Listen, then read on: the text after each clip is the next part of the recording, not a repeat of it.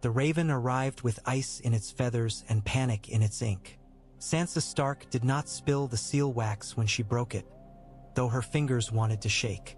She read the first line and felt the room tilt, not from fear alone, but from the kind of certainty that made fear feel too small. The wall is broken. She read it again, as if repetition might change the letters. Didn't. The words stayed the same, hard as stone and just as merciless. Arya Stark stood by the window with her hands resting lightly on the sill, posture loose the way a wolf was loose right before it lunged. She had returned to Winterfell with a shadow in her eyes and steel in her calm. Sansa had learned not to mistake calm for softness in any Stark anymore. Brienne of Tarth hovered near the door like a promise with a sword. Maester Wolkan held a lantern though it was daylight, as if light could keep the world from cracking. "Read it," Arya Stark said quietly. Sansa swallowed and forced her voice to obey her. "Eastwatch," she said. "The wall breached at Eastwatch, dead pouring through. A dragon." Her throat tightened. "A dragon of ice." Arya's eyes narrowed. "So it's true," she murmured, as if she had been waiting for the world to admit it. Maester Wolkan's mouth opened, then closed. "Impossible," he managed, voice thin. "It's happening," Sansa replied, and the difference between those two words was the distance between a book and a battlefield. She read the rest aloud because hiding it would only make it worse. The message was jagged, written in haste, letters crooked where the writer's hand had been shoved by wind and terror. Men were fleeing. Some had survived the first surge. Most hadn't. The dead moved like a tide, and the cold behind them was not weather. It was will. At the end, a simple line, as if the writer had run out of breath for poetry. "Send help," or "send fire." Sansa lowered the parchment slowly. The fire in the hearth popped, and the sound was too loud in the silence that followed. "What do we do?" Maester Wolkan asked, and it was the first truly human question he had asked in days. Sansa's mind moved fast, because if she let it slow, she would start thinking of faces, of boys who had stood on walls at Eastwatch and laughed at the cold because laughter was better than shaking. She would start thinking of the screaming in the letter. "We do what we should have done the moment we believed," Sansa Stark said, voice steady. "We gather everyone. We stop pretending the North is only castles and pride." Brienne's gaze sharpened. "Winterfell becomes the line," Brienne of Tarth said. Sansa nodded once. "Winterfell becomes the last place we can hold long enough to save anyone else," she said. "We send ravens to every house. Not requests, orders." She turned toward Maester Wolkan. "Write to House Glover, House Serwyn, House Manderly, the mountain clans, every sword, every spear, every warm body that can lift a Dragonglass point. Tell them the wall has fallen. Tell them the dead are coming." Maester Wolkan hesitated. "And if they don't believe, then they die in their beds," Sansa snapped, and immediately forced her voice flatter, colder. "Write it anyway." Arya Stark's voice was quiet. "Where is Jon Snow?" The name struck Sansa like a hand closing around her throat. Jon Snow was far away, across sea and smoke and dragons. She had sent him into fire to fetch weapons, and now ice had answered faster than ravens could fly. "He's coming," Sansa said, and she hated that it sounded like prayer. Brienne stepped closer. "Lady Sansa Stark," she said gently, "we should move the people, bring them inside the walls, prepare the crypts, store food, water, sand, anything that can smother fire if the dead come with a dragon," Arya Stark finished. Sansa's stomach twisted. A dragon with blue flame. The thought didn't fit inside any part of her childhood. Fit now too easily. She turned toward the window and stared out at Winterfell's yard. Men moved below, hauling Dragonglass crates, sharpening steel, stacking wood. Ordinary work done in extraordinary time. "Get the people inside," Sansa ordered. "Move the children first, then the old, then the wounded. No one sleeps outside the walls." She looked at Arya Stark, and her voice softened by a single degree. "And you stay close. Arya's mouth twitched, not quite a smile. "I'm always close," she said. Sansa believed her. She stepped to the hearth and stared into flame. The fire looked small, harmless. She thought of Jon Snow breathing smoke, of Daenerys Targaryen's dragons roaring over black water. She thought of the wall breaking like a bone under a boot. "Send a raven to Dragonstone," she said to Maester Wolkan, voice calm because calm was what leaders wore. "Tell Jon Snow the wall is down. Tell him we're gathering at Winterfell." Her throat tightened. "Tell him to bring fire." The message reached Dragonstone like a blade thrown across the sea. Daenerys Targaryen read it once, then again, as if the ink might change under the heat of her stare. Tyrion Lannister watched her face with the careful fear of a man who understood that queens were storms, and storms did not like being told they were late. Missandei of Noth stood near the table, calm as ever, hands folded, eyes alert. Grey Worm stood behind Daenerys like a spear given flesh, expression carved from discipline. "The wall has fallen," Daenerys said, voice low. Tyrion swallowed. He had spent his life hearing words that ended kingdoms, but these sounded like they ended the world. "How?" he asked, though he suspected he already knew. Daenerys's gaze lifted, and in it was the image she could not release. Viserion's eyes snapping open bright blue in black water. "A dragon," she said, and the word tasted like poison. "My dragon." A roar rolled through Dragonstone stone. Drogon, restless and furious, the sound vibrating through floor and bone. Rhaegal answered with a shorter scream, sharp with grief. The mountain's torches flickered as if uneasy. Tyrion stepped closer to the map. The wall's thin line looked laughably small on parchment now. "If the wall is breached," he said carefully, "then Winterfell becomes the only line worth drawing." Daenerys's jaw tightened. "Then we draw it," she said. Grey Worm's voice cut in, blunt. "We must protect the queen," he said. "The Unsullied, the Dothraki, the dragons. We cannot."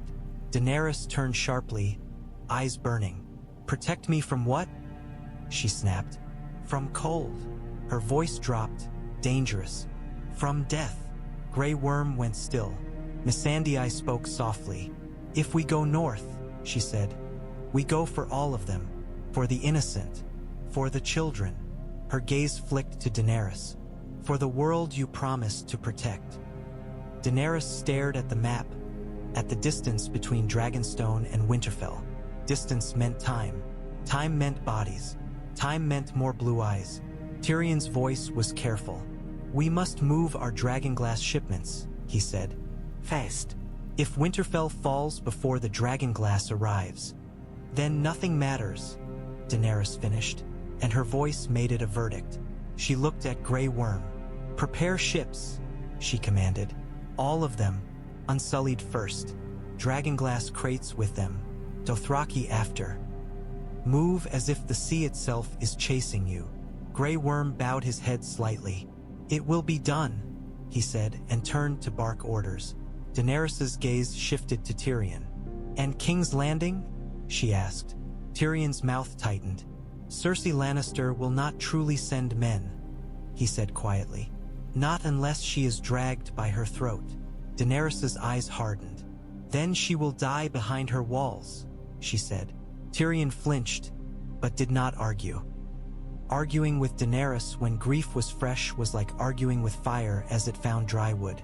Daenerys turned toward the chamber's open archway where wind carried salt and smoke. Outside, black clouds churned. Somewhere above, wings beat, Drogon circling like a restless god. "Bring Jon Snow," she said. Missandei's brows lifted. "He is already preparing to leave," she said quietly. "He has been watching the sea for days like a man waiting for the world to confess." Daenerys's mouth tightened. "Then tell him Winterfell needs him," she said. "And tell him—" Her voice caught for half a heartbeat, grief biting. "Tell him I'm coming." Tyrion's gaze sharpened. "With dragons," he murmured. Daenerys's eyes went cold. "With fire," she corrected. The torches flared as if answering her. And deep beneath Dragonstone stone, Heat pulsed like a living heart, as if the island itself approved of a queen choosing war against winter. Eastwatch did not fall like a castle fell. It fell like a throat giving way under a knife, sudden, ragged, and followed immediately by choking. The breach in the wall was a jagged wound of shattered ice and collapsed stone. Men had died in it without ever seeing what hit them, crushed under falling magic, buried under their own last defense. The air around the gap smelled wrong, sharp with cold fire and broken spell, as if the world had been forced to inhale winter until it bled. Whites poured through first, not screaming, not chanting, just moving in endless hunger. They climbed over ice chunks and crushed bodies with the same relentless patience they used on everything living. Blue eyes flashed in the darkness like scattered stars. Tormund Giantsbane fought at the edge of the chaos like a bear set on fire. He shoved men toward the docks, roaring orders that the wind tried to steal. "Move!" he bellowed, dragging a half-frozen black brother by the collar. "Move or die!" Edison Tollet stumbled beside him with blood on his cheek and a look of exhausted disbelief. "I hate being right," he gasped, hacking a white back with a Dragonglass spear. The dead thing shattered. Two more stepped into its place immediately. The dock was a crush of bodies. Wildlings, black brothers, terrified sailors, horses screaming as they slipped on ice. Men shoved one another not from cruelty but from panic, and panic didn't care who it trampled. Above them, the sky darkened. A shadow passed over the broken wall, and the wind changed colder, sharper, as if the air itself had learned a new kind of cruelty. Undead Viserion glided into view, wings stiff, movements precise in a way living creatures weren't. Frost clung to his scales. His eyes burned bright blue. In his throat, a pulsing glow gathered, cold flame, ready. Tormund's face twisted. "7 hells," he snarled, and the words sounded too small. Edison Tollet stared upward and made a sound that was half laugh, half sob. "We are truly cursed," he muttered. Blue fire poured down. It did not behave like normal flame. It screamed as it struck wood and rope and flesh, not melting so much as shattering. Men froze where they stood, their screams turning into brittle silence as ice took them. The dock splintered. The sea hissed where blue flame kissed water. Tormund threw himself over a fallen boy, shielding him with his own body, and felt the cold bite at his back like teeth. He rolled, dragged the boy up, and shoved him toward a ship. "Geo!" he roared. Edison Tollet grabbed a torch and hurled it into a pile of bodies. Not to kill, but to burn, to deny the dead their prize. "Sorry," he muttered to the corpses, voice breaking. "Better ash than blue eyes." The torch caught, flame licking up, and for a heartbeat the orange looked obscene against the blue. A white walker stepped through the breach behind the whites, calm and graceful, spear of ice in hand. More followed. The dead were not just flooding. They were marching. Tormund saw the line forming and felt something in his gut twist. This was not a raid. This was the end. He grabbed Ed by the sleeve. "We leave," he growled. Ed's face was pale. "The Watch doesn't. The Watch is dead," Tormund snapped. "Or it's running. Choose." Ed's jaw clenched. He looked back once toward the breach, toward the wall that had been the world's spine, and he saw whites climbing over ice and bodies like ants over a fallen tree. He swallowed hard. "Fine," he said, voice thin. "I choose running. Again." They fought their way onto a ship already half-loaded with screaming survivors. Sailors hacked at frozen ropes. Men shoved off from the dock with poles, desperate to put water between themselves and death. Behind them, Eastwatch burned blue and orange both, fire and cold fire wrestling on wet wood. Undead Viserion circled above the breach, roar wrong and thin, and the Night King's army poured south through the hole in the world like blood through a severed vein. The sea carried them north, but it could not carry Jon Snow away from what he had felt. On the ship's second night out of Dragonstone, Jon sat alone in a cramped cabin with a lantern swaying overhead and a map spread on the table that he did not truly see. Outside, waves slammed against the hull like fists. Inside, The air felt too warm, warmth that did not come from the lantern. Davos Seaworth hovered at the doorway like a guard who didn't know what he was guarding against. "You haven't slept?" Davos muttered. Jon didn't look up. "Neither have you," he replied. Davos's mouth twisted. "I've slept in storms," he said. "I've slept with cannon fire." He hesitated. "I've never slept with whatever you're doing." Jon's gaze dropped to his hands. He held them above the table, palms up, fingers spread. Heat prickled at his fingertips like a creature trying to claw its way out. He let it. A thin flame sparked above his palm, small, wavering, bright. It did not touch the lantern. It did not feed on oil. It simply existed, floating like a living thought. Davos swore softly. "That's new," he said. Jon watched the flame dance. His scars warmed, pulsing faintly, and his breath came out as smoke. "It happened on Dragonstone," he murmured. "After Viserion." Davos's gaze sharpened. "After you watched a dragon die," he said flatly. Jon's jaw tightened. "After I felt it," he admitted. Davos stepped in, closing the door behind him as if afraid someone might see. "Tell me," he said, voice low, "what did you mean when you said you felt it?" Jon stared at the flame. The memory hit him again. Viserion's scream, the sudden emptiness, the snap inside his chest like a rope tearing. He swallowed. "It felt like fire being stolen," he said. "Like something that should have belonged to the world got ripped out and twisted." Davos went still. "You're talking like Melisandre," he muttered, and the disgust in his voice was a shield. Jon's eyes flicked to him, sharp. "I'm not praying," Jon said. "I'm not asking." He lifted his hand slightly, and the flame rose with it, obedient. "This is happening whether I want it or not." On the table lay parchment with angular sketches, shapes Jon had drawn without meaning to. Curved lines like dragon wings, symbols like claws. Harsh, jagged letters that looked like scratches until you stared long enough and felt them in your bones. Valyrian. Jon didn't know how he knew that. He only knew the symbols felt familiar, like names he had heard in dreams. Davos's gaze flicked to the parchment. "Did you write that?" he asked. Jon nodded once. "I don't remember starting," he said. "My hand just did it." Davos swallowed. He looked suddenly older, his eyes full of a tired kind of fear. "The wall fell," Davos said quietly, and the words were heavy enough to change the air in the cabin. "The raven said it fell." Jon's flame flared briefly, brightening. Heat surged in his chest, fierce and sudden. He forced it down, closing his fingers. Slowly until the flame compressed and winked out like a candle snuffed by a fist. "The wall's fire is gone," Jon murmured, and the certainty in his voice startled even him. Davos frowned. "Gone." Jon pressed his palm to his chest over the scars. The skin was warm, too warm.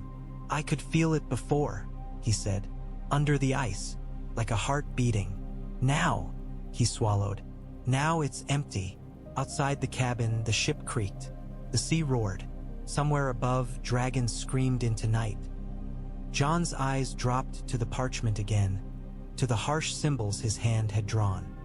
He traced one with his fingertip without touching ink, and heat prickled his skin. "I think," Jon said slowly, voice rough, "the wall wasn't just a wall." Davos stared at him. "What was it, then?" Jon's breath smoked. He remembered the vision in the Dragonstone chamber. Dragon flames striking ice, writing spells, binding a shadow beneath. He remembered red gold veins flickering in the wall as blue flame ate into it. "It was a lock," Jon said. Davos went very still. "A lock on what?" Jon lifted his eyes. In the lantern light, the shadows on the wall looked like dragon wings. "On something that hates fire," Jon whispered. "And now it's loose." Davos's jaw clenched. "And you think it knows you," he said. Jon didn't answer with words. He simply held his palm up, and a tiny spark jumped between his fingers. Alive, hungry, impatient. The spark was the only honest thing in the cabin. Winterfell became a city in a day. Refugees poured in first. Fisherfolk from the coast, shepherds from the hills, wildlings who had chosen the south because the north had become death. They came with bundles wrapped in cloth, with children clinging to skirts, with eyes too wide and mouths too tight. Some came with frostbite. Some came with stories that sounded like madness until you saw the terror in the way they spoke. The gates groaned under constant use. The yard filled with people until Winterfell stone seemed to strain under the weight of living bodies pressed too close together. Sansa Stark stood on the steps with her cloak thrown over her shoulders like armor. She pointed, commanded, organized, her voice cutting through panic like a blade. "Inside," she ordered. "Inside, all of you. No fires in the yard. Not unless they're controlled. Food lines by the north wall. Water by the well. Children first." Men obeyed because her certainty was the only thing standing between them and screaming. Arya Stark moved through the crowd like a shadow made solid. She took children by the hand, guided them into the halls, pressed them toward warmth. Her face was calm, but her eyes watched everything. She was not afraid of chaos. Chaos was where she had learned to survive. Brienne of Tarth and Podrick Payne organized guards at the gate, moving men into lines, assigning posts, barking orders with the hard practicality of soldiers who understood that a wall was only as strong as the man who stayed awake on it. In the corner of the yard, a forge had been built out of necessity and stubbornness. Gendry, blacksmith's hands, king's bastard blood, too much of both, stood shirtless despite the cold, sweat steaming from his skin as he hammered dragonglass into crude spearheads. It was ugly work. Dragonglass shattered easily. It did not behave like steel. It demanded patience. "Again," Gendry muttered to himself, as a spearhead cracked along its edge. He tossed it aside and reached for another shard. A young Mormont warrior handed him fresh obsidian, eyes wide. "Does this really kill them?" the boy asked. Gendry didn't look up. "It breaks them," he said, voice flat. "That's close enough." Smoke rose from the forge into the gray sky, mixing with breath and fear. Snow fell lightly, melting into muddy slush where too many feet had churned the yard. Sansa moved down the steps and strode toward the forge, her boots splashing. She glanced at the piles of broken dragonglass, at the crude weapon heads stacking up, at the men watching as if the black glass was salvation made tangible. "How many?" she asked Gendry. Gendry wiped sweat from his brow with a forearm streaked black. "As many as you can bring," he said. "As many as we can shape before they're here." Sansa's mouth tightened. "They're already here," she murmured, thinking of the wall, thinking of the breach, thinking of how distance meant less when death marched without tiring. A horn sounded from the BA. Clements, one long note that made the yard freeze in a collective flinch. Not the warning for an enemy at the gate. The signal for riders approaching from the south. Sansa's head snapped up. Arya paused mid-step, hand on a child's shoulder. Brienne's posture tightened. Sansa looked toward the road beyond the gate and felt her chest tighten in a way she refused to name. Hope was a dangerous thing. Hope hurt when it arrived too late. But the sound of hoofbeats followed, and then a deeper sound above it. Wings, distant, heavy. Dragons. The north saw its first dragon before it saw its queen.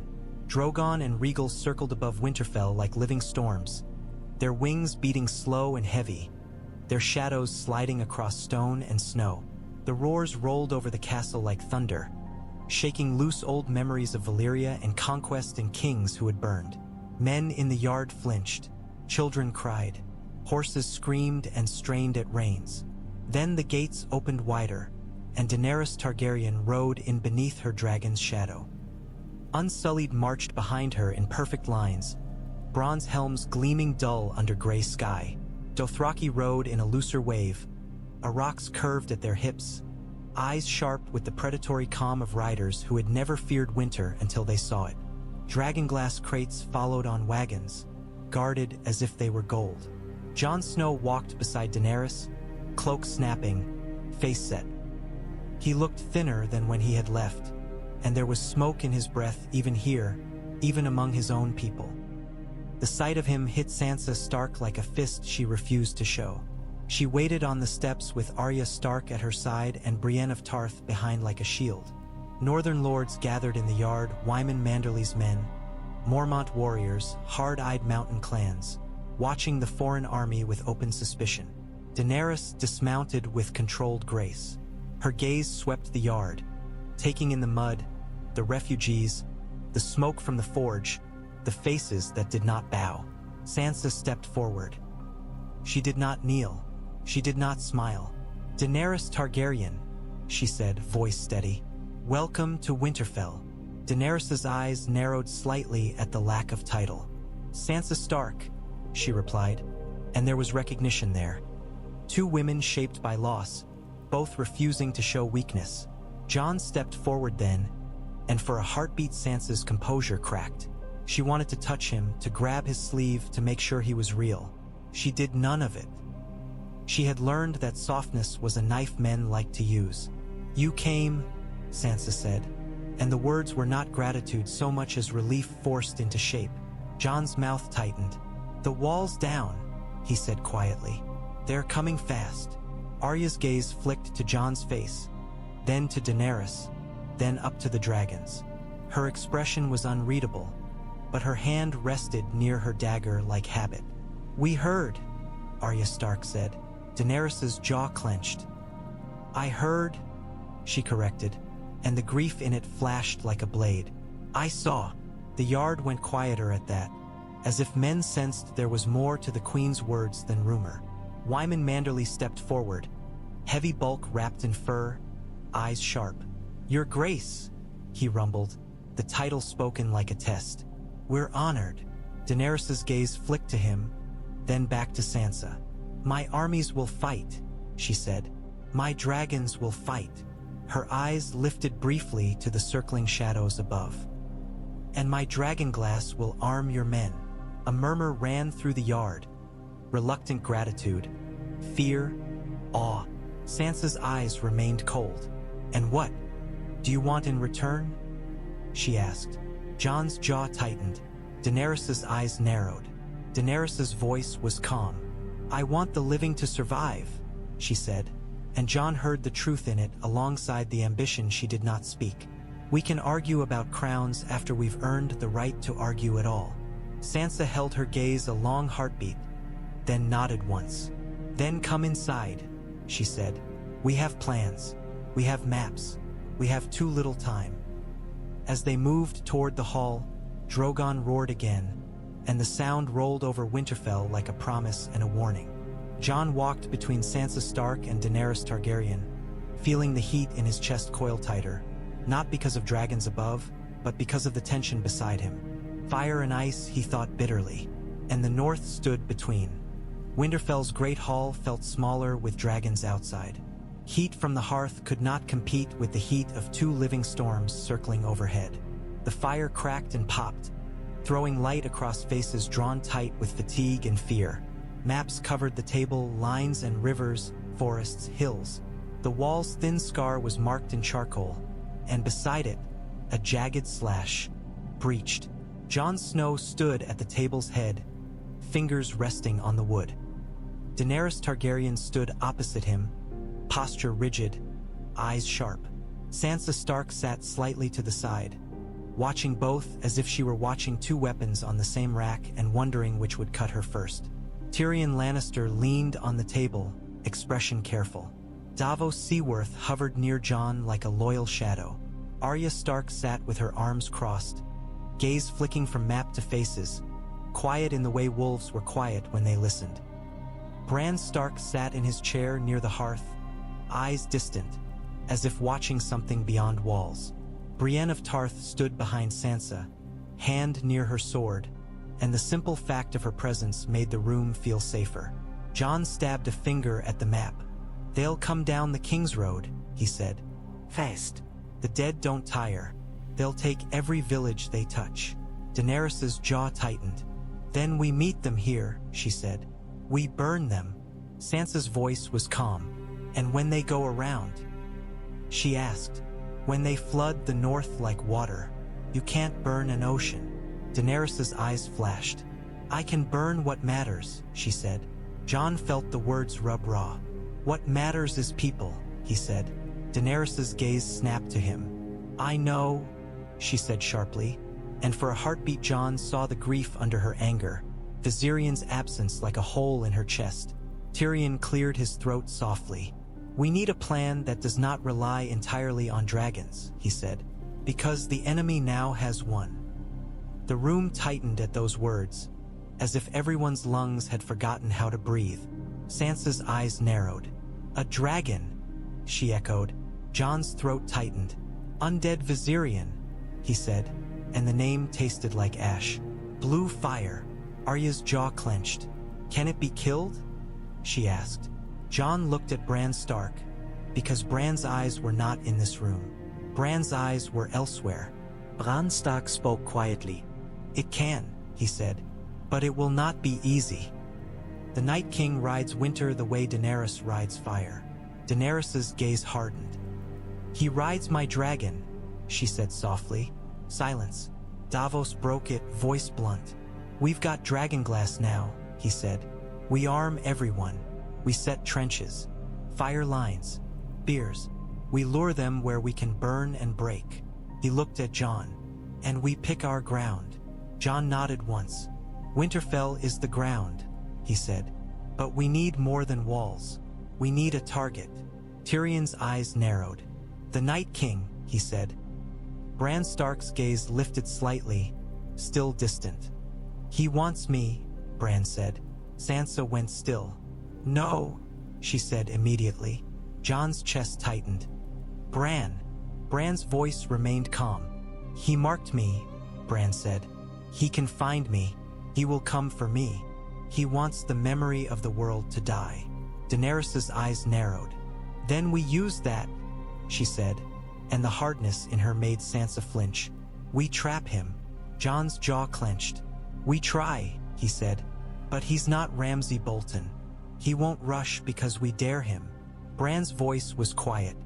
He will come, he said, because he thinks he can win. Arya's gaze sharpened. And if he thinks he can win, she murmured, he will walk into a knife. Jon looked at her, and in her eyes he saw something frighteningly calm. Sansa's voice was thin. This is my brother, she said. Not bait. Bran's gaze finally focused, meeting hers. I'm not a boy in the crypt anymore, he said softly. And if my life buys the world another day, it is worth it. Sansa's mouth tightened hard enough to shake. She looked away before her face betrayed anything. Daenerys leaned forward, palms on the table. We will make Winterfell a trap, she said. We will burn the dead, and when the Night King comes, her eyes flicked to Jon, then to Bran. We end him. Jon felt the fire in his chest coil, restless. He thought of the visions. The wall made with fire, the lock broken, the shadow loose. He thought of the horn beneath Dragonstone, sealed in darkness. He thought of the dragons lowering their heads toward him and Daenerys's possessive fury. We end him, Jon agreed, voice low, or we die. Above the hall, the stone trembled faintly as a dragon roared outside. And in that roar, Jon heard not hope, but challenge. Jaime Lannister arrived alone, and that was how Jon knew it was real. No golden column, no vanifs, no trampets. Just one rider on a tired horse, cloak gone, armor dulled by road grime, and a face that looked like it had been carved by regret. The gates opened grudgingly, spears angled. Northern men muttered curses under their breath. Some reached for dragonglass points as if expecting treachery to leap from Jaime's saddle. Brienne of Tarth stepped forward first, sword drawn, her posture rigid. For a heartbeat, her face did something strange. Softened, cracked, then hardened again into duty. Jaime dismounted slowly, hands open, eyes moving across the yard. He looked at Winterfell's walls, at the refugees, at the dragonglass crates, at the smoke from the forge. He looked at the dragons circling above and did not flinch the way most men did.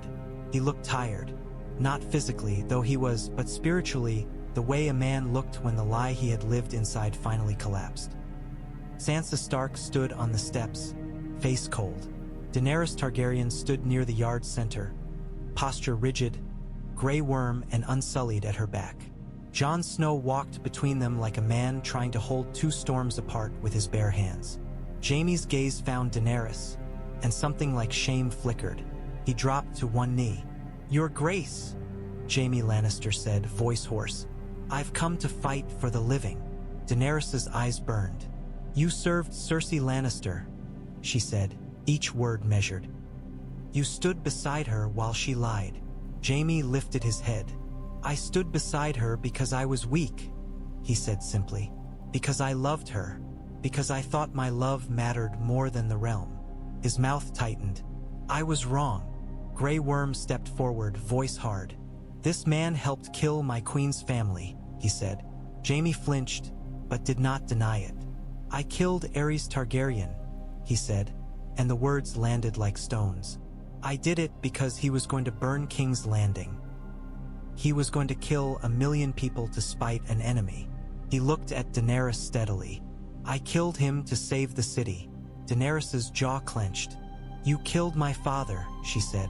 "I did," Jaime admitted. "And if I hadn't, you wouldn't have a city to conquer." The yard went very still, as if even the wind was listening.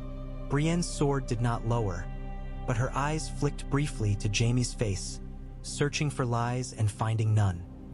Sansa's expression remained carved from ice, but her eyes narrowed with the sharpness of someone smelling betrayal and also smelling truth. Jon stepped forward a fraction. "Why did you leave?" he asked. Jaime's mouth tightened. "Because she's going to let you die," he said. "She told me herself." His gaze went to Sansa, and there was something raw in it. "She said she would wait while you fought the dead and weakened. Then she would finish what you started." A murmur of anger ran through the yard. Men cursed. A wildling woman spat. Daenerys's gaze flicked to Tyrion Lannister, who had emerged from the hall to watch, face pale. Tyrion's eyes dropped briefly, as if the truth had weight and he was tired of carrying it. Daenerys's voice went quiet and dangerous. "And you expect me to believe you?" she said. "Because you suddenly grew a conscience?" Jaime's jaw clenched. "No," he said. "You should believe me because the dead are real, and I saw them with my own eyes." He swallowed hard. "And because if we lose, everything I've ever done is ash." Jon felt the fire in his chest coil, not with anger, but with grim recognition. Jaime's honesty was a blade that cut both ways. Sansa's voice cut through, cold. "You want to stay in my home," she said. "After what House Lannister did to House Stark." Jaime's face tightened. "I don't ask forgiveness," he said. "I ask a place in your line." He hesitated, then added, voice rougher. "And I ask you to kill me if I betray you." Brienne's sword dipped slightly, the first real movement. Her eyes were bright in the cold, and Jon could not tell if it was anger or something else. Daenerys stared at Jaime for a long moment. Then she looked at Jon Snow, and Jon understood the question she was asking without words. "What do we do with this?" Jon exhaled smoke into winter air. "We need every sword," he said quietly. "Even ones we don't like." Daenerys's mouth tightened. Grey Worm's posture stayed rigid. Sansa looked at Jon, and for a heartbeat he saw pain in her eyes. Pain that she swallowed immediately because pain was a luxury. "Fine," Sansa Stark said at last, voice flat. "He can fight." Her gaze sharpened. "But if he tries anything..." Arya Stark's voice came from the side, quiet and terrifying. "I'll kill him," she said. Jaime's eyes flicked toward Arya, and something in him recognized death with a girl's face. He nodded once, accepting it. The dragons roared overhead, impatient. And Winterfell, filled with enemies turned allies and allies turned threats, tightened like a fist preparing to punch the darkness. The dead did not celebrate. They advanced. They moved south through the shattered wall as if the wall had always been a suggestion, not a boundary. Villages fell without screams that carried far, only the wet sounds of tearing, the crunch of bone, the sudden silence when breath left bodies. Fires died quickly in the cold that followed the Night King like a cloak. Undead Viserion flew above them, wings beating stiffly, blue flame pulsing in his throat like a second heart. Frost clung to his scales. Ice formed along his teeth.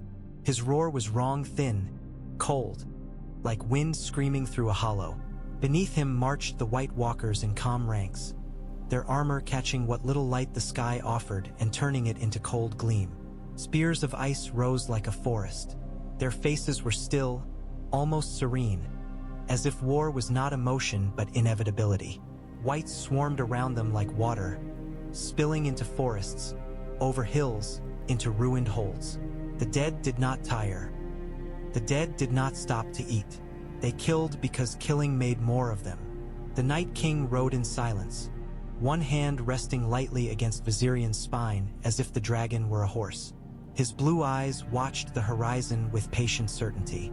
He had felt the fire. He had tasted it through the thin thread of magic that bound old spells beneath the world. He had watched Jon Snow's heat push against cold on a frozen lake. He had watched dragons answer a man's presence with lowered heads. He did not fear it. He measured it. A storm formed around his army as they moved. Snow thickening, wind sharpening, cold deepening. It was not weather. It was will pressed into air until air obeyed. In the distance, faint torchlights dotted the horizon like dying stars. Winterfell. The Night King's gaze held it for a long moment. Then he lifted his hand slightly, and undead Viserion rumbled, blue flame brightening faintly in his throat as if pleased. The storm tightened. Somewhere far ahead, ravens fled. Wolves ran. Men tried to move faster than death and found that death did not hurry. Death did not need to. The Night King turned his head slightly, as if listening to something beyond sound. Fire, a pulse, a stubborn warmth. Jon Snow. The Night King's mouth did not move, because winter did not need to smile. But the air around him seemed to sharpen, as if the world itself understood that this march was not only toward a castle. It was toward a collision. Ice and fire, death and defiance, and between them the realm's last breath. Winterfell held its breath. Night wrapped the castle in cold and shadow. Snow whipped across battlements in stinging sheets. Torches burned in iron brackets, their flames bending and snapping in the wind. Along the wall, dragonglass spears stood lined like teeth, black points gleaming dully whenever torchlight caught them. Jon Snow stood at the battlement's edge with Longclaw in hand, cloak snapping behind him. The Valyrian steel felt awake. Warmth pulsed faintly through the hilt into his palm, as if the blade recognized the war coming and was eager to drink it. Daenerys Targaryen stood a few paces away, posture rigid, gaze fixed north. Her cloak whipped like a banner. Her hair was braided tight as if she had braided her grief into control.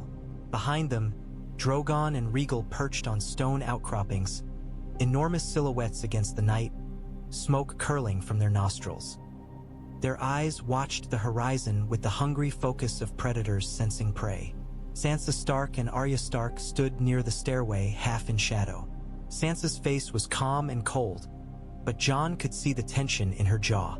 Arya's eyes were sharp, restless, as if she were already counting bodies. Below in the yard, men moved like ants, hammering dragonglass into spearheads, stacking barrels of oil, digging trenches. The sound of labor rose like a prayer made of steel and breath. Jon felt the cold beyond the walls like pressure, not weather, will, the same cold he had felt on the frozen lake, now closer, heavier. He breathed in, and his breath came out as smoke, thick and steady. Heat shimmered faintly under his skin, especially around the scars on his chest and throat. The torches nearest him leaned slightly, as if listening. Daenerys's voice was low. "They're coming," she said. Jon didn't look at her. "I know," he replied. She turned her head slightly, gaze narrowing. "You feel it," she said. It wasn't a question. Jon's jaw tightened. "Yes," he admitted, like a storm behind the eyes. Drogon rumbled low, and the sound vibrated through stone. Jon felt it in his ribs, felt his own heat answer with an involuntary pulse. Daenerys watched him, and the tension between them was a living thing. "You cannot do that again," she said quietly. Jon didn't pretend not to understand. "Touch them," he said. Daenerys's eyes hardened. "Make them bow," she corrected, and the possessiveness in her voice was sharp enough to cut. Jon's breath smoked. "I didn't make them," he said. "They chose." Daenerys's jaw tightened. "Dragons don't choose," she snapped. "They are mine."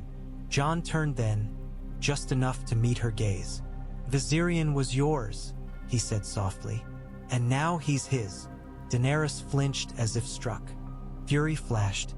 Grief flashed. The storm inside her showed its teeth. Jon forced his voice steady. "We don't have time," he said. "Not for this. Not for crowns. Not for who owns what." He nodded north. "If we lose, nothing is yours. Nothing is mine. Nothing is Sansa's. Nothing is anyone's." Daenerys stared at him for a long moment, then looked back toward the horizon as if swallowing a scream. "Then tell me what to do," she said, voice tight. "Tell me how to win." Jon's scars warmed. The fire in him surged, not wild, but focused, like a forge being fed. He looked down at Winterfell's yard, at the people moving like desperate heartbeat, and felt the weight of every life pressed against his ribs. "We lure him," Jon said. "The Night King. We make him commit." He glanced toward the stairway where Bran Stark's shadow moved in the hall behind. "He wants Bran Stark. He comes for Bran Stark. We put Bran Stark where he can be seen, guarded, and surrounded by Dragonglass. We keep you and your dragons above, ready to burn whites and White Walkers alike." Daenerys's eyes narrowed. "And Viserion?" Jon's mouth tightened. He stared toward the far horizon where the night seemed bruised. A faint blue glow pulsed there now, too distant to be flame, too steady to be stars. "Viserion is the blade," Jon said. "We break the hand that holds it." Arya Stark's voice came from the stairway, quiet and deadly. "And who kills him?" she asked. Jon looked at her, and for a heartbeat he saw the girl he had once watched run through Winterfell's halls with wooden sword. Then he saw the assassin she had become, eyes like winter's edge. "Whoever gets the chance," Jon said. "No hero, no prophecy." His breath smoked. "Just a clean kill." Sansa Stark's voice was controlled. "And if we fail?" she asked. Jon turned his gaze back to the horizon. The blue glow seemed a little brighter now, like distant lightning that never stopped. "Then we die," he said simply, "and the world dies with us." Drogon roared suddenly, a deep sound that shook the battlement. Rhaegal answered, sharper, restless. The dragons could feel it too. The approaching cold, the stolen fire, the war that would decide whether dragons remained myths or became tombstones. Daenerys lifted her chin into the wind, eyes burning. "Then we don't fail," she said. Jon felt the fire in his chest coil tighter, hungry and steady.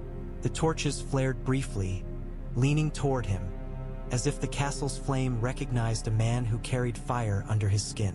On the far horizon, the blue glow pulsed again. Closer now, colder now, like an eye opening in the night.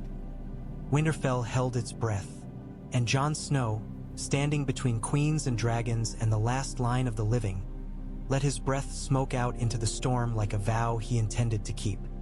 The night came early, dragged in by wind and a sky that looked bruised. Snow fell at first in soft flakes that melted on torch flame and vanished, then thickened into needles that stung cheeks raw. Winterfell's yard had been crowded with refugees and wagons only hours before. Now it was a war machine, stripped down to steel and fire and lines drawn in mud. The trench ringed the castle like a scar made on purpose.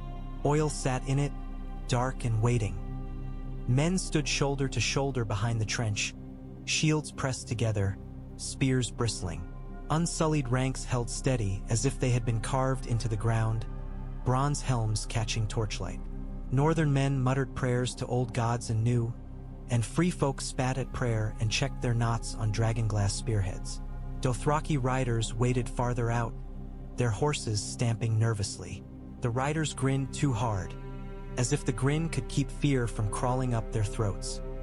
They had ridden under sun and across grass sea. The snow felt like an insult. Jon Snow stood near the front with Longclaw in his hand. The blade's dark edge drank torchlight. His breath smoked thickly, not only from cold, and he hated that men noticed. He could feel it in the way eyes flicked to his mouth and away. He could feel it in the way torches nearest him burned steadier, leaning toward him as if listening. Above, on the battlements, Sansa Stark stood rigid beside Arya Stark. Sansa's face was calm, but Jon knew her calm now the way he knew the weight of his sword, real, heavy, paid for. Arya's eyes scanned the dark beyond the trench, the way a wolf watched a tree lean for movement that didn't belong. Daenerys Targaryen waited near the inner gate, close enough that Drogon's shadow could cover her if he descended. Rhaegal perched nearby, restless, claws scraping stone. Their rumbles vibrated through the ground, and men flinched and pretended they didn't. The horn on the battlements sounded once, low and long. Silence followed, thicker than snow. Then the dead arrived like a sound before they became a shape. A faint clicking came first, teeth on teeth. It floated on wind like a whisper. Then the darkness beyond the trench filled with points of blue, scattered at first like distant stars, then clustering, then swelling into an ugly constellation that moved toward them with patient hunger. Men swallowed, horses screamed. Jon tightened his grip on Longclaw until his knuckles ached. He felt the cold pressure at the edge of his mind, closer now, heavy as a hand pushing against his skull. The same cold he had felt on the frozen lake, now multiplied and sharpened. Daenerys' voice cut through from behind, calm and hard. "Hold," she commanded, and her word carried because it was the kind of word she had used to turn armies. Jon lifted his voice too, rougher, more human. "Hold," he shouted. "Let them come." The dead surged out of darkness in a sudden wave. Whites packed so tightly they moved like water. The front line hit the trench edge and tumbled in, bodies piling into oil. More fell on top. Dead hands clawed upward, reaching for living warmth across the gap. Dothraki riders shifted. One horse reared, throwing its rider. A rider screamed and was swallowed by whites before he hit the ground. Jon's stomach twisted. Fear wanted to become panic. He shoved it down like a blade into a scabbard.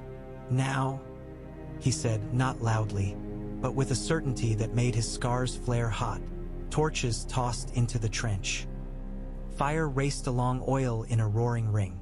Flames leaped up, bright enough to turn snow into steam, bright enough to paint faces orange. Whites in the trench burned, their dead flesh blackening, but they did not scream. They clawed anyway. The smell was sharp and foul and undeniable. Men exhaled, relieved, then flinched as the dead kept coming, climbing over burning bodies like insects over coals, using their own burning kin as bridges. Jon felt the fire in him surge in answer, hungry and furious. He forced it down again. Not yet, he told himself. Not yet.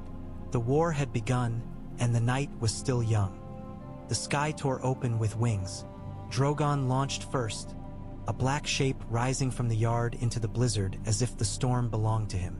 Daenerys sat the saddle like a queen carved from iron, cloak snapping, eyes fixed on the darkness beyond the trench. Rhaegal bellowed and crouched, muscles bunching, claws scraping stone in impatient fury. Jon Snow stood at Rhaegal's side with a harness strapped awkwardly over his shoulders. The leather was still new, stiff, and he could feel the dragon's heat press against his skin like sun against winter.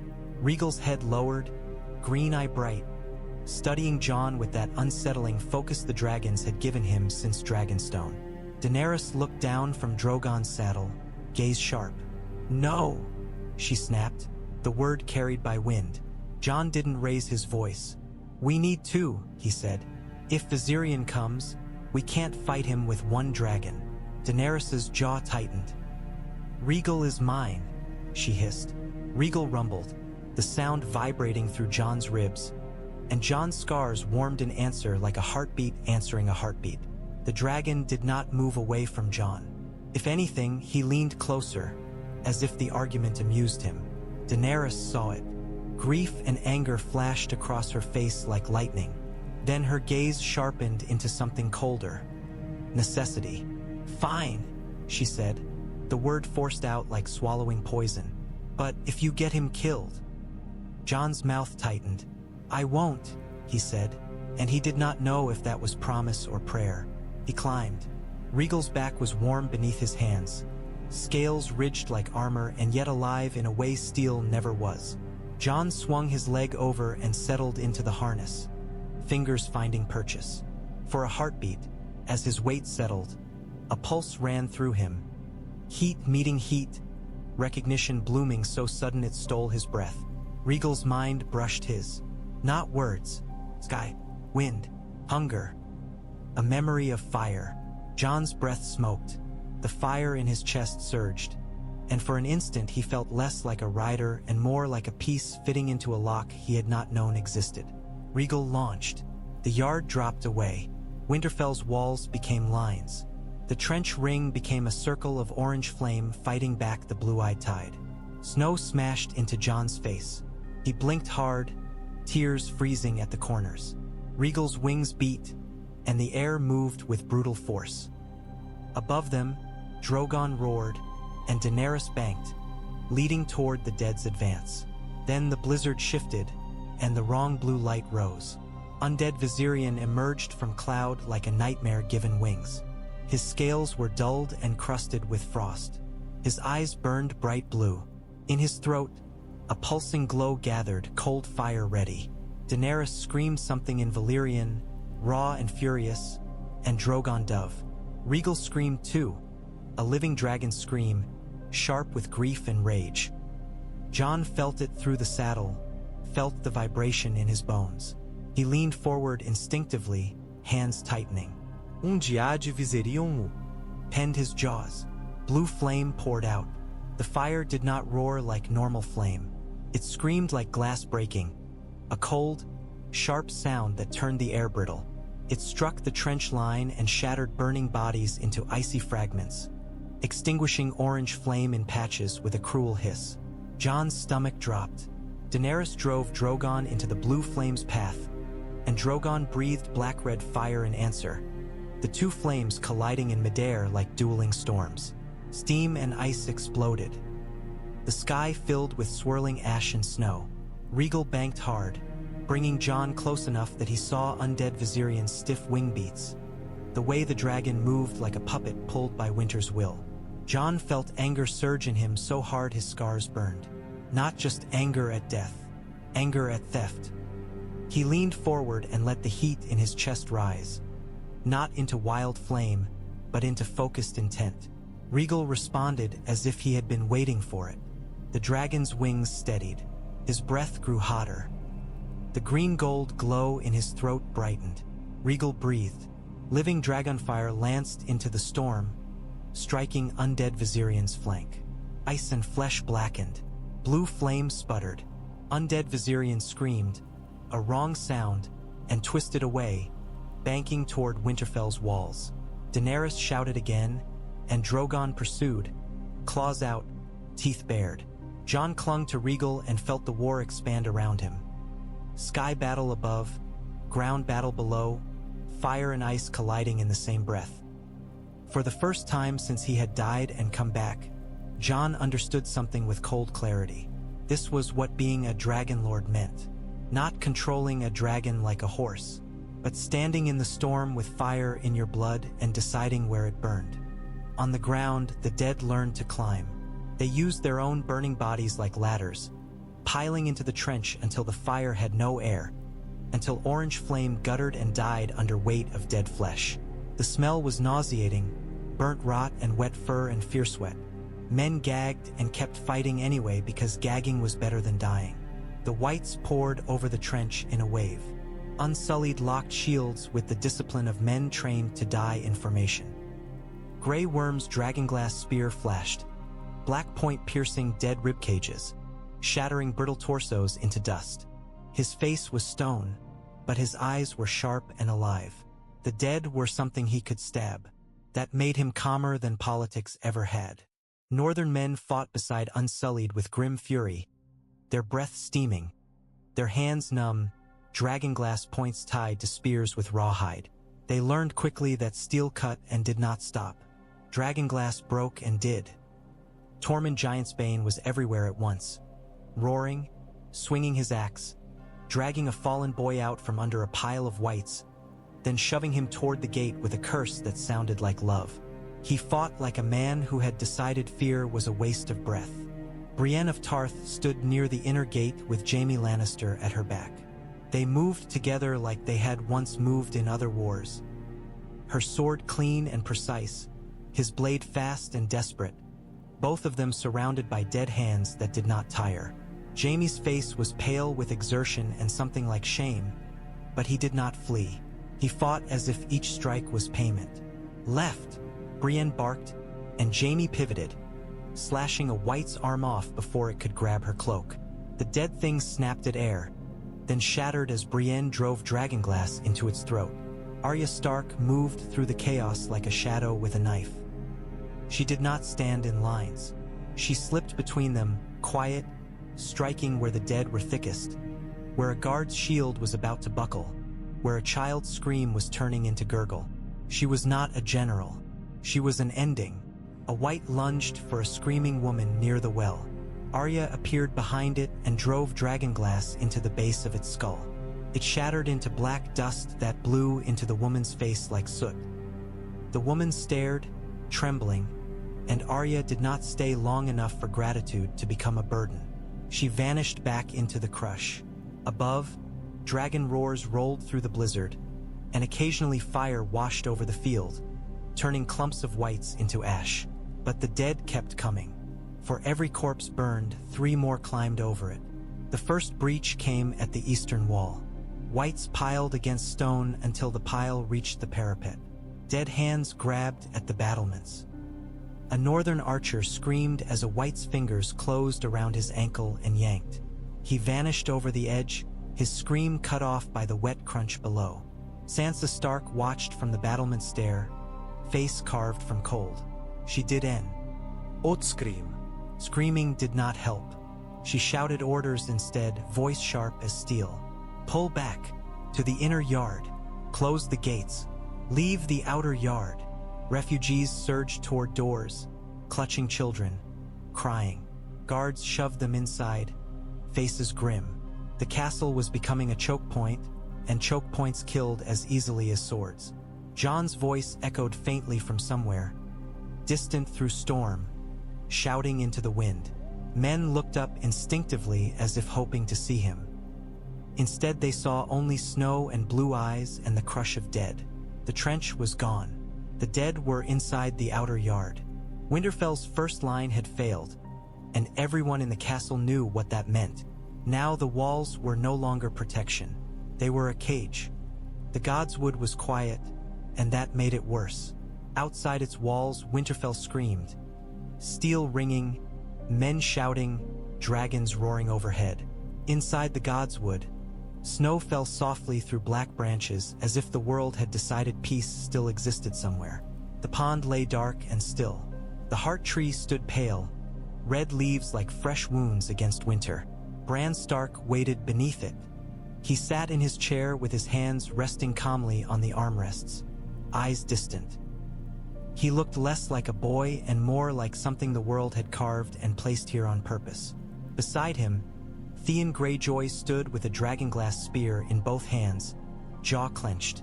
Theon's men, Ironborn who had chosen this fight over any other, formed a thin ring, their faces hard, their breath steaming. Arya Stark hid in shadow near the heart tree's roots, her body still as a stone. She watched Bran, watched Theon, watched the dark between the trees. She did not speak. Words were loud. Loud drew attention. Bran's voice was quiet when it came, as if spoken to someone beside him rather than to the living around him. "He is close," Bran said. Theon swallowed. "How close?" he asked. Bran's eyes did not shift. "Close enough that the trees feel him," he replied. Theon's grip tightened on his spear. "Good." he muttered, as if the word could make fear into courage. A distant rumble rolled through the Godswood, Dragonfire and winter colliding somewhere beyond the walls. Red leaves shivered in the wind. Snow fell heavier for a moment, then eased. Then the first white stepped between the trees. It moved awkwardly, limbs jerking, blue eyes burning. Behind it came another, and another. They did not rush like beasts. They advanced like a tide, finding a crack, silent and certain. Theon barked an order, and spears tilted. Dragonglass points gleamed faintly in torchlight. The first white lunged. Theon thrust his spear into its chest. The white shattered into black dust and ice fragments that scattered across snow. Theon did not exhale relief. There was no time for relief. More whites poured through the trees. The Ironborn speared and stabbed. Dragonglass broke dead bodies into brittle ruin. But the dead kept coming. For everyone shattered, another stepped into the space. Claws out, mouth open, hunger endless. Arya watched with narrow focus. She did not step in yet. Not until the moment. Not until the true enemy arrived. Bran sat under the heart tree as if he were already dead. Theon fought like a man trying to pay for every sin at once. He stabbed and shattered and kicked bodies away, eyes wild, breath ragged. An Ironborn man screamed as a white's nails tore his throat open. Theon shoved the white back and speared it through the skull, black dust spraying like soot. The ring tightened. The dead were pressing closer to Bran. Bran's eyes finally focused, and for a heartbeat Arya felt it. Something cold moving into the Godswood like a shadow with weight. The air sharpened. Snow seemed to fall slower. A faint blue glow appeared deeper in the trees. Not white eyes, not scattered points. A steady glow. Presence. White walkers. Theon saw it and flinched, just for a heartbeat. "No," he muttered, voice breaking, and then he raised his spear again because there was nothing else to do. Bran's voice was calm. "He is coming," he said. Arya's hand tightened on her dagger in the dark. Her breathing did not change. Her eyes did not blink. She waited because waiting was what wolves did before they struck. And in the distance beyond the Godswood walls, a dragon's wrong roar rose, thin and cold, followed by a tremor through the earth that made the heart tree's red leaves shiver. Undead Viserion's shadow passed over Winterfell like a curse. The sky battle became a war inside Jon's bones. Undead Viserion moved like a nightmare with wings. Stiff, precise, driven by a will that was not his own. He banked toward Winterfell's towers and poured blue flame down the stone, shattering battlements and freezing men where they stood.